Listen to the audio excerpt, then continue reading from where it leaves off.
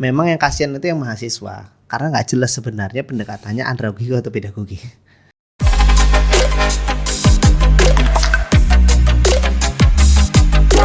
Halo semuanya, selamat datang di PKK Podcast Kanirana Eduka. Dan hari ini adalah episode pertama gitu ya.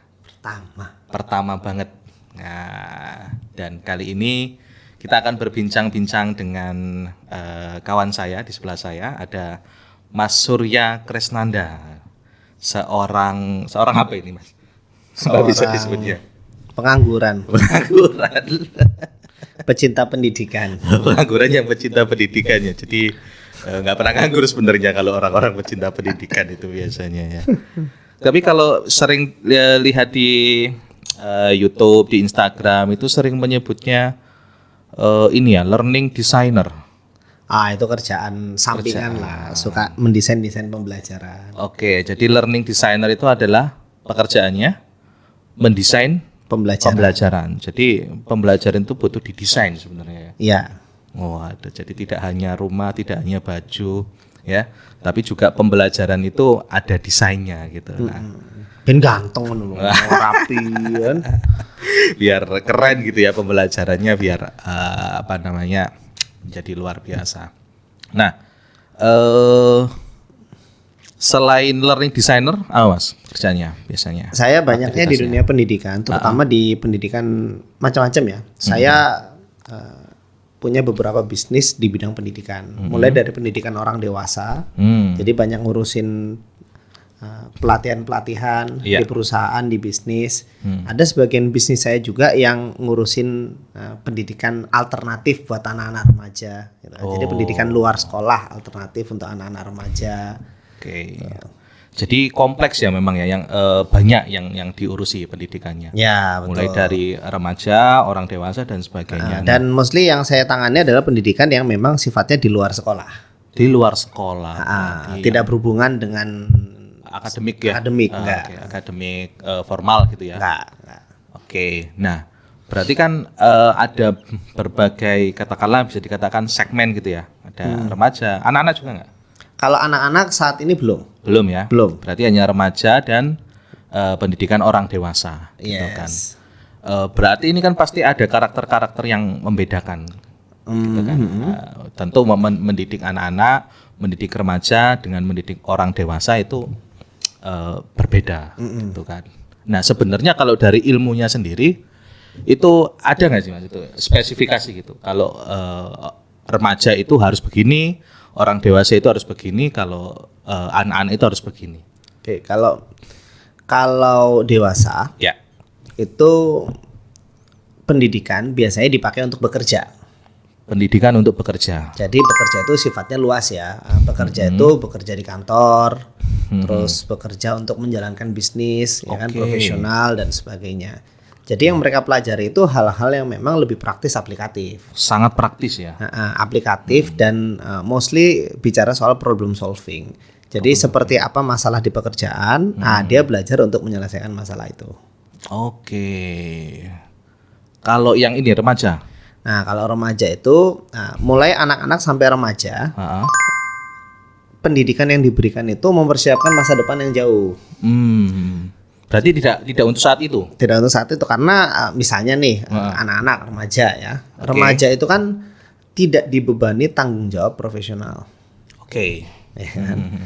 Jadi mereka masih bergantung sama orang tuanya. Mereka masih disupport sama orang tuanya. Kalau ada apa-apa orang tuanya yang masih tanggung jawab. Ya gitu.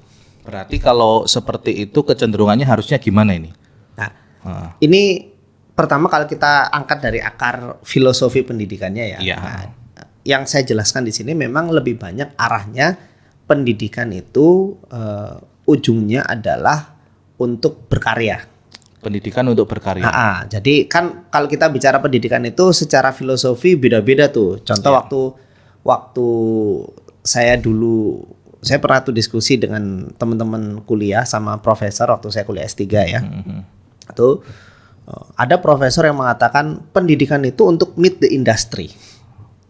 Meet the industry. Jadi pendidikan itu kita rancang untuk supaya mereka nanti siap bisa jadi pekerja, berkarya, gitu kan, tuh, punya profesi, sehingga bisa hidup.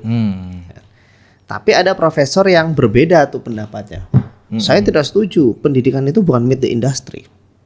Pendidikan itu adalah untuk membuat manusia itu menjadi manusia yang semakin dekat dengan Allah. Wah, itu spiritual banget ya. Spiritual banget ya. Dan memang pandangan itu bagus. Hanya saja kan agak susah diukurnya nanti prosesnya.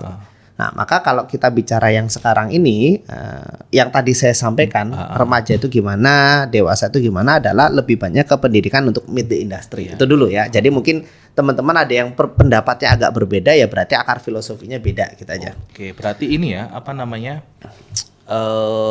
beragam ternyata ya. Kita belajar, mengalami proses pendidikan, itu berarti beragam. Tujuannya itu beragam. Betul. Gitu kan. Ada yang memang kita menempuh jalur pendidikan itu untuk lebih bermakna gitu hidupnya. Untuk bermakna hidupnya. Ada yang ya praktis gitu. Praktis, ya kan? Praktis, pragmatis, gimana nanti supaya bisa bahasanya hidup sukses di masa depan, gitu kan. Dan itu tidak ada yang salah, tidak ada yang benar ya. Sebenarnya nggak ada yang salah gitu. Karena kan gini, pendidikan yang baik itu yang saya pelajari ya. Pendidikan yang baik itu adalah untuk mempersiapkan orang di masa depan. Oke. Nah, definisi masa depan setiap orang bisa berbeda nih. Jangka waktunya bisa sangat panjang. Bisa sangat panjang. Besok pun ini masa depan ini. Betul. Hari berikutnya ini masa depan. Yes. Gitu kan. Oke, berarti kalau pendidikan orang dewasa itu lebih masa depannya itu lebih pendek gitu. Lebih pendek, lebih dekat, karena begini. Nah, kalau kita balik ke yang anak-anak tadi ya. Pendidikan anak-anak, ilmunya itu orang sebutnya pedagogi. Pedagogi. Itu biasanya dipakai di sekolah. Ini pedagogi itu untuk jenjang anak-anak remaja, bahkan ya sebagian mahasiswa masih pandangan itu sih. Oh gitu. Masih, jadi gini, kalau pedagogi itu memang realnya dipakai sampai pendidikan formal sekolah SMA biasanya. Jenjang menengah ya. Jenjang menengah. Kalau ada ilmu pendidikan orang dewasa namanya andragogi. Itu digunakan untuk orang dewasa. Yang mostly orang-orang yang sudah bekerja. Memang yang kasihan itu yang mahasiswa, karena nggak jelas sebenarnya pendekatannya andragogi atau pedagogi. Dewasa masuk dewasa nggak sih? Harusnya masuk karena gini, mau dibilang mau pakai pendidikan orang dewasa, mereka belum bekerja. Oke. Jadi maksudnya hasil pendidikan mereka tidak diukur dari performance kerja kan? Oke. Tapi kalau mau diukur dari pedagogi, kebanyakan kampus itu menyiapkan untuk kerja. Ya, itu masalahnya. Jadi memang agak-agak. Kenapa? Karena memang kalau di mahasiswa itu kan sangat spesifik ya, sudah belajar bidang apa gitu. Sementara kalau dasar dan menengah itu macam-macam yang dipelajari. Betul. Kecuali SMK, mungkin SMK pun meskipun jurusan juga masih ada macam-macamnya. Betul. Nah, disitulah kalau kita bicara pedagogi ya. Pedagogi kan mempersiapkan yang jauh. Bukan mempersiapkan buat yang lagi dikerjain sekarang. Maka nggak heran kalau misalnya di sekolah itu kita menemukan orang belajar integral. Terus kan orang suka bertanya, ini nanti dipakai buat apa? Kerja nggak ditanyain kok integral. Iya kan. Tetapi kenapa kita mempelajari sesuatu yang nggak kelihatan gitu loh manfaatnya sekarang gitu loh. Karena sebenarnya pendidikan matematika itu dari kacamata pendidikan untuk konteks pedagogi ya. Pendidikan matematika itu adalah doktrinasi kita untuk berpikir sistematis. Jadi bukan soal integralnya. Kita belajar aljabar. Cara berpikir ya. Yes. Cara berpikir, pola pikirnya itu kan. Pun sekarang pelajaran bahasa itu sebenarnya doktrinasi untuk cara kita berkomunikasi. Oke. Jadi sebenarnya bukan materinya ya, tapi kompetensi tertentu ya yang bisa kompetensi komunikasi, kompetensi berpikir dan sebagainya. Tapi tidak langsung dipakai untuk tujuan tertentu yang spesifik kan? Iya benar. Manfaatnya mungkin bisa dirasakannya nanti. Nah itulah ciri pedagogi sebenarnya. Tapi kalau misalkan berbicara masalah nanti gitu kan ya, misalnya saya belajar tentang KPK FPB, sampai dewasa nggak kepake itu. Ya gini, definisi kepakainya itu kan orang memahaminya kepake untuk bekerja. Ya bisa jadi enggak. Dalam kehidupan saya nggak pernah itu kayak menghitung KPK dan FPB gitu kan. Tapi doktrinasinya kan dapat. Sehingga kita Oke. jadi berpikir sistematis dengan rumusan itu untuk kejadian sehari-hari. Oke. Akhirnya matematika itu kepake untuk hal-hal seperti membaca pola, Lebih ke membaca sana ya struktur, sebenarnya. ya kan, gitu. Nah, contoh lagi misalnya tadi ya integral. Integral itu, nah ini juga saya baru sadarnya setelah dewasa akhirnya. Iya, Coba inti integral itu apa sih sebenarnya? Nggak Ada tahu. bentuk nggak tahu. Saya nggak suka matematika. Ya Allah sampean. Saya ini gini-gini biar jelek-jelek itu. Integral itu gini. Kalau Iya, buku ini ngitung luasnya gimana? Panjang kali lebar ya kalau Panjang kali persegi lebar. panjang ya. Kalau ngitung volume, Aduh, ini dites ini lupa sudah. ya panjang lebar tinggi. Oh, panjang lebar tinggi itu volume ya? Ya. Oh. Sekarang kita ambil Oke, luas oke, dulu oke. deh. Panjang kali lebar. Kan gampang Gampang. ngitungnya. Kan. Lah kalau batu yang tidak beraturan, Oh iya iya. itu ngitung luasnya gimana, volumenya gimana? Jangankan batu, sawah. Sawah. Paling jelas ya, Ya. yang lebih dekat dengan persegi ya. Sawah kan ada, ya sama-sama persegi empat tapi ada yang Tapi melengkung ya kan. Nah, itu pakai integral berarti. sebenarnya integral itu paradigmanya adalah kita itu yang nggak beraturan itu kita cacah kecil-kecil sekali sehingga saking kecilnya setiap bagian kecil itu berbentuk kayak persegi panjang. Itu integral ya. Terus Tahu. masing-masing persegi panjang itu kita hitung panjang kali lebarnya. Nah, Terus nanti semua itu digabung. oke. Nah, cuman kan nggak mungkin dihitung satu-satu karena untuk jadi supaya persegi panjang kecil-kecil dicacahnya tuh sangat kecil gitu kan. Iya iya. iya. Maka integral itu menjadi satu rumus yang menyelesaikan dalam satu hitungan. Pencacahan itu jadi satu hitungan ketemu. Oke. Berarti sebenarnya kan kalau itu adalah doktrinasi bahwa seruat apapun masalah hidupmu, cacahlah jadi kecil-kecil gitu. Oke.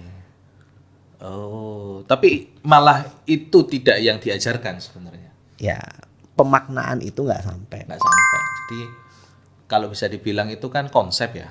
Ya, Konsep dasar. Nah, selama ini mungkin kalau konteksnya matematika itu yang nyampe ke kita itu hanya rumus. hanya rumus, hafalan rumus, pemaknaan itu nggak nyampe. Mungkin gurunya nggak bisa. Iya, semacam-macam ya faktornya. Tuh. Jadi memang sehingga yang tertangkap di saya setidaknya ketika jadi siswa itu ya ini buat apa sih kita belajar gitu, karena nggak kepake gitu loh, bayangan saya kok nggak kepake gitu kan. Itulah mungkin ada banyak yang mengkritik pendidikan yang tidak bermakna gitu kan, jauh dari kehidupan sehari-hari. Cuman gini, Mas Asril, pun saat seorang siswa itu tidak diajari maknanya, Ya. otak manusia itu yang saya pahami sangat pintar, sangat pintar. Walaupun kita tidak diberi makna secara sadar, Iya. tapi secara bawah sadar otak kita itu tetap membaca. Oke. Itulah kenapa, coba deh gini. Itu dari ini ya, neuroscience gitu ya, dari penelitiannya. Itu dari neuroscience macam-macam lah ya, Macam-macam ilmu yang ya. mempelajari tentang otak ya. Jadi nggak heran gini, kerasa nggak sih orang yang lulusan kuliah dengan lulusan SMA, walaupun mereka tidak paham materi pelajarannya Ya. atau mereka sudah lupa materi pelajarannya, tapi mereka tetap berpikir dengan cara yang berbeda. Bener nggak? Atau sekarang kita bandingkan lulusan SMA dengan lulusan SD. Kalau ditanya materi pelajaran lali, Ustaz. Ya. Tapi cara berpikir mereka pasti beda. Ya, ya. Itu dibentuk dari dididik matematika segala macam bertahun-tahun. Saya ada cerita ini sedikit. Jadi zaman kuliah itu dulu pernah sama organisasi gitu ya, kunjungan ke kantor media. Ya, kantor satu media. Terus kita ngobrol sama pemimpin redaksinya, terus pemimpin redaksinya itu cerita juga ke kami waktu itu ya, datang. Saya jurusan sastra. Jurusan sastra. Dia bilang begini, kalau anak sastra itu selalu kalau kesini yang ditanya itu ya rubrik kebudayaan, terus peran media itu untuk apa namanya sebagai mengembangkan bahasa, gitu kan, menjaga kebahasa Indonesiaan dan sebagainya. Kemarin saya kedatangan anak ekonomi, ya ditanyakan bukan itu. tentang berapa oplahnya, manajemen bisnisnya bagaimana dan sebagainya. Pernah juga kedatangan anak kedokterannya ditanyakan adalah rubrik kesehatan kok nggak ada, gitu. Jadi memang sebenarnya benar tadi kalau saya sepakat bahwa cara berpikirnya berbeda, membentuk cara berpikirnya berbeda. Mungkin tidak menguasai materinya, tetapi secara tidak langsung itu membentuk pola pikir ya, betul, karakter dan sebagainya. Kalau anak-anak sastra mungkin lebih ke mengandalkan rasa gitu ya. Melihat sesuatu itu rasa dulu gitu ya. Kalau anak-anak sains dan matematika itu mungkin ke langsung logiknya gitu ya, logikanya bagaimana gitu ya. Jadi sebenarnya itu ya yang sebenarnya yang kita pelajari secara nggak terasa itu ya di sekolah itu ya. Itulah kenapa kan belakangan itu banyak muncul gerakan-gerakan anti sekolah ya. Nah, misalnya ada yang melawan dengan misalnya mohon maaf nih ya, ada yang lawan dengan homeschooling ya kan, ada yang lawan dengan sekolah itu nggak penting, langsung aja begini dan begitu. Oke. Bahkan ada yang gini, sudah kalau anak saya mau bisnis ajarin aja dagang dari kecil misalnya begitu kan, nggak usah disekolahin. Itu kalau seperti itu gimana? Sesuai nggak dengan prinsip pedagogik? Gini, intinya pendidikan memang tidak selalu harus sekolah. Oke. Tapi kalau anak itu tidak disekolahkan, pertanyaannya, tempat alternatifnya bisa menyediakan pendidikan serupa atau enggak? Tuh, contoh misalnya gini, saya tidak melawan homeschooling. Saya punya banyak teman-teman yang homeschooling ya, dan saya tahu beberapa homeschooling yang bagus. Tapi banyak orang tua yang begitu semangat ingin homeschooling, memasukkan anaknya ke rumah. Tapi bahkan orang tuanya tidak punya bekal cara menjadi pendidik yang baik di rumah. Kan fatal. Hanya berbekal semangat. Pokoknya tak ajari dewe di rumah. Tapi tidak ada kompetensi untuk mengajar. Tidak ada kompetensi untuk mengajar dan mendidik. Tidak punya support system yang kuat seperti sekolah. Sekolah ini kan gak hanya bicara gurunya, tapi support sistemnya semua kan. Benar. Itu misalnya homeschooling. Sekarang kita belajar dari ini, Bos. Salah satu orang-orang yang saya menemukan cerita menarik. Saya baca buku, pernah baca buku judulnya Taipan. Pernah lihat kayaknya. Tapi Taipan itu sebenarnya kisah nyata dua orang konglomerat di Indonesia, orang Chinese, yang dibuat jadi kayak novel. Tapi itu dari kisah nyata. Ya mungkin ada bumbu-bumbu ditambahkan ya. Tapi secara garis alur utamanya kisah nyata.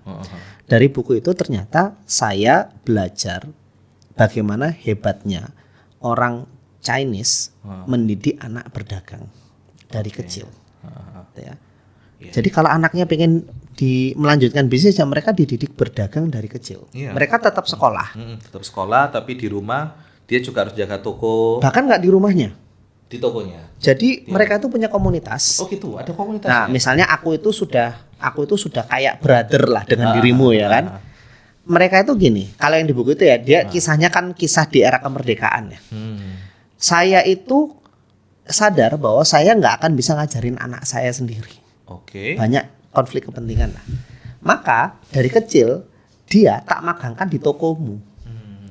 Akhirnya apa? Dia hidup sama kamu.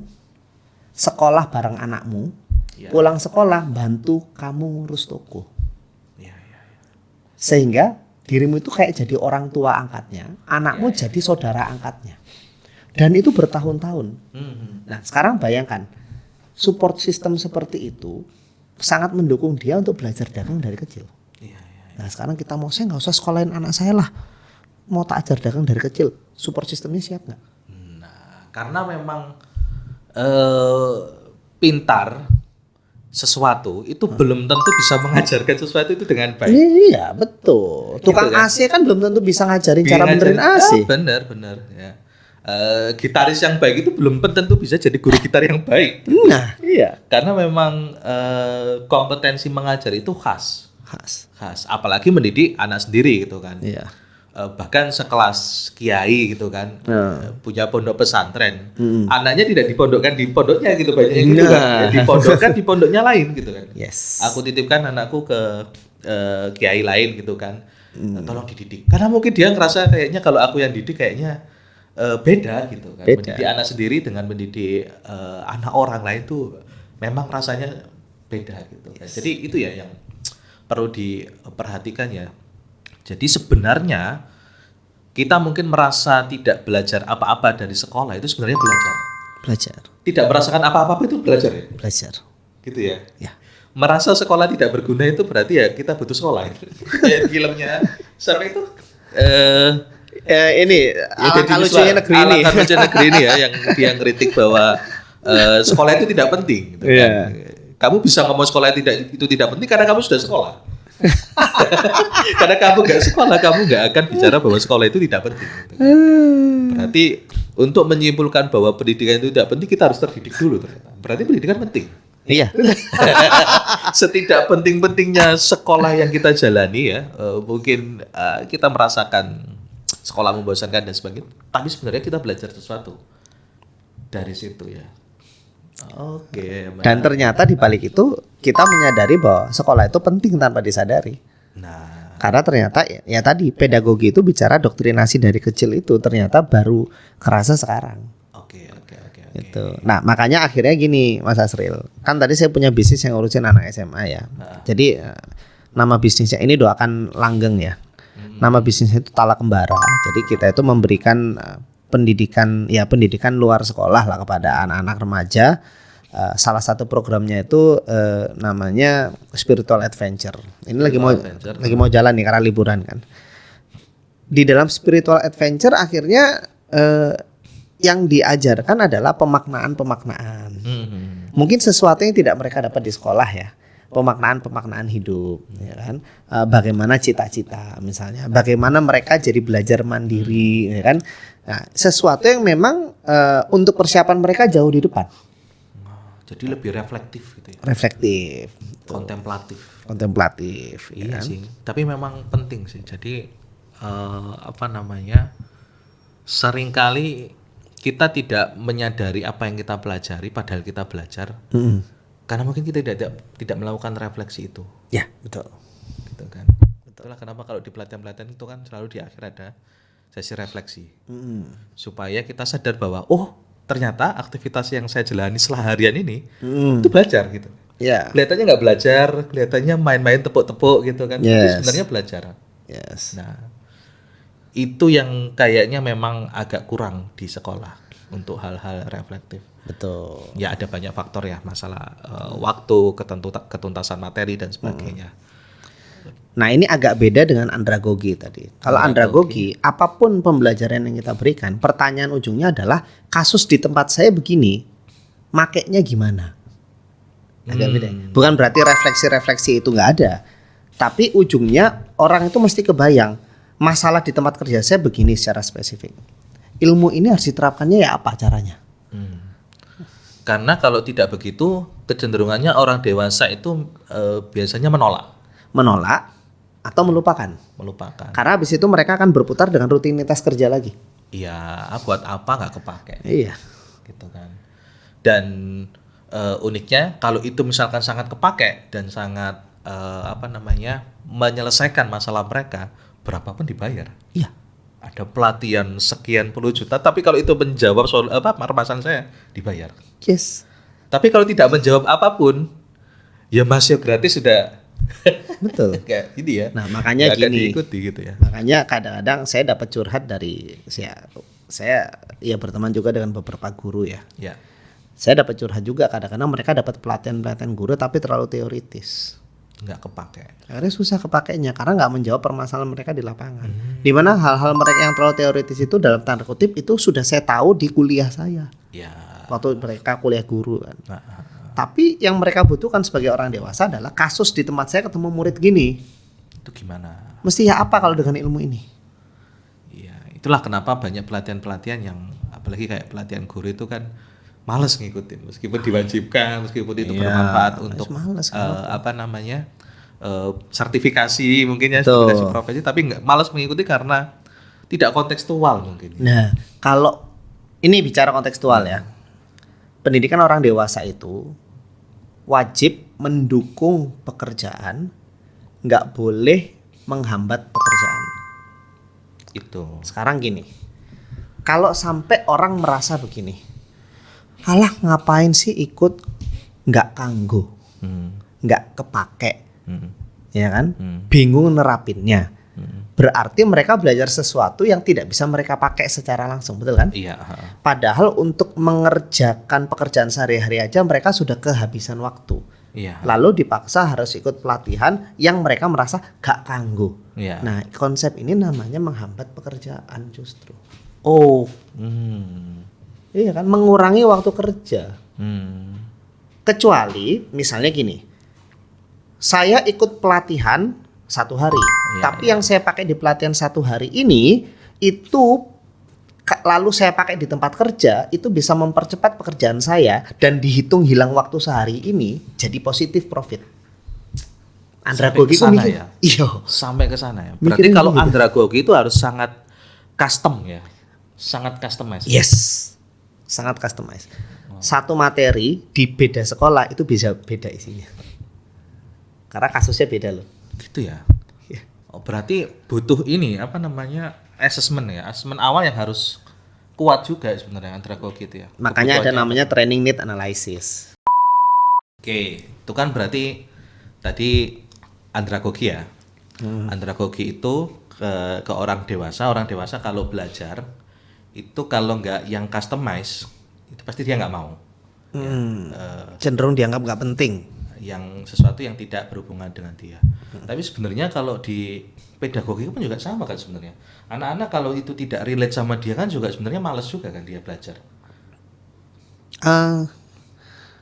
Iya, kalau itu terkait dengan menumbuhkan selera belajar, Menumbuhkan selera belajar. tapi bukan kebutuhan belajarnya. Maksudnya begini, oke, anak-anak akan lebih semangat kalau relate. Contoh misalnya belajar fisika bisa dibuat jadi mainan, dia pasti lebih happy dong. Metodenya itu berarti kan caranya mainan. Tetapi kalau materinya itu pun juga terlalu jauh biasanya kalau saya dulu konteksnya saya belajar dulu itu juga males.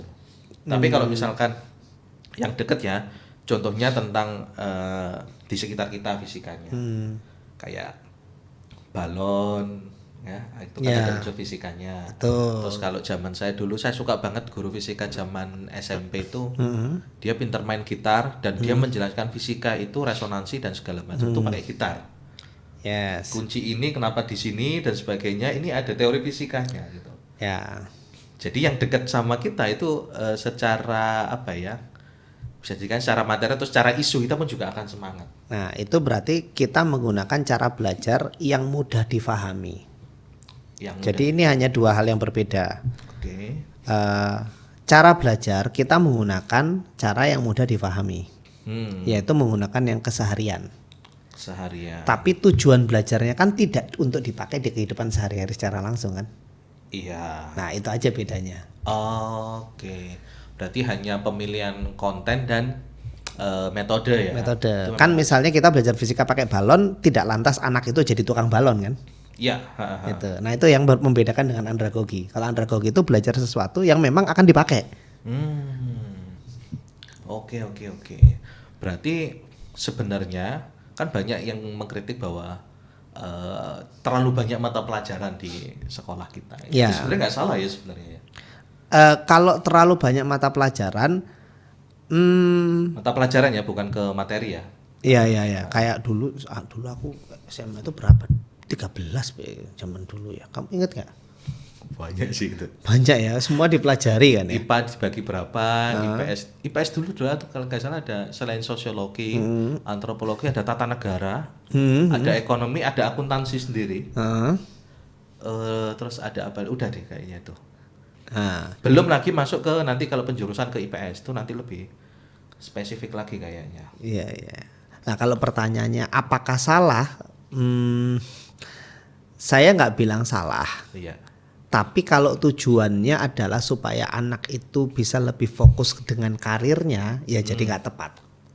Oke. Kan sebenarnya penjurusan itu tujuannya supaya nanti arah ke karir kan. Iya. Dia supaya nanti kuliahnya apa, berkaryanya apa. Iya. Tapi kalau di jenjang dasar SD, SMP gitu masih oke ya. Masih oke. Banyak mata pelajaran itu masih oke. Masih oke. Ibaratnya dikasih semua lah. Oke. Dan itu kegunaannya memang tidak untuk saat itu, untuk beberapa masa ke depan gitu. Ya. Oke, jadi ternyata apa ya, buat teman-teman yang merasa kayaknya nggak guna, mungkin bukannya nggak guna tapi belum kerasa aja gitu. Belum kerasa Kegunaannya untuk saat ini. Tapi bukan berarti itu juga jadi alasan bahwa kita mengajarkannya ya semaunya. gitu. Nggak bisa, tetapi tetap harus tetap dikontekstualkan. Hanya saja tujuan belajarnya itu berbeda, tidak untuk saat ini gitu. Nah, kalau untuk mengetahui kebutuhan belajar yang saat itu ilmunya apa itu, Mas? Maksudnya yang mana? Psikologi perkembangan ya itu ya mungkin ya. Anak sekian, kebutuhan belajarnya sekian. Oh iya. Tahapan, kan kita bicara belajar itu tahapan. Ya. Nah, tahapannya ngikutin apa? Boleh ambil teori apapun yang punya validitas yang baik. Misalnya psikologi perkembangan boleh. Jadi psikologi perkembangan kan usia sekian ada tugas perkembangan yang harus diselesaikan. Itu boleh kalau mau jadi rujukan. Dan kalau misalnya tidak mau ngikuti psikologi perkembangan, baiknya mesti punya rujukan yang lain. Jadi jangan, saya nggak mau ngikutin, ini lucu ya. Ada teman-temanku gini, saya nggak mau ngikutin psikologi perkembangan. Kenapa? Teori dari Barat jadi ini, anti Barat banget gitu. Ya terus tak tanya, ya wes kamu mau pakai teori yang mana? Yuk gak duwe, ya wes gawean dhisik. Pakai aja itu. Pakai aja gue dulu. Oke. Berarti sebenarnya kalau konteksnya itu adalah mata pelajaran atau materinya terlalu banyak atau tidak, bukan karena beda tujuan pembelajarannya gitu kan, tapi apakah itu menjawab kebutuhan jenjang usianya gitu. Iya. Gitu ya, misalnya betul. Kayak integral kan nggak mungkin SD diajarkan integral gitu. Iya. Nah, gitu. Lebih ke arah sana, bukan perkara ini berguna atau tidak.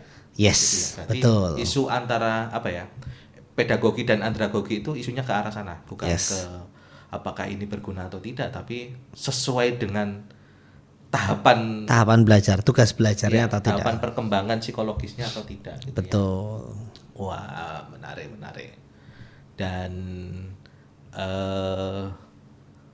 luar biasa ya ternyata ya. Jadi saya baru tahu ini ternyata memang pedagogi dan andragogi sebegitu gitu ya, sebegitu ini ya. Dan penting bagi kita kayaknya untuk mengetahui kira-kira anak kita ini di usia sekian itu kebutuhan belajarnya apa. Lihat aja tugas perkembangan yang harus dia selesaikan apa. Ya. Oke. Baik, itu saja teman-teman. Saya rasa perbincangan kita cukup panjang sudah ya. Yes, ngono tok. Iya. Nanti akan ada banyak lagi perbincangan kita dengan tema-tema yang lain di episode-episode yang lain ya. Tetap semangat dan sampai jumpa.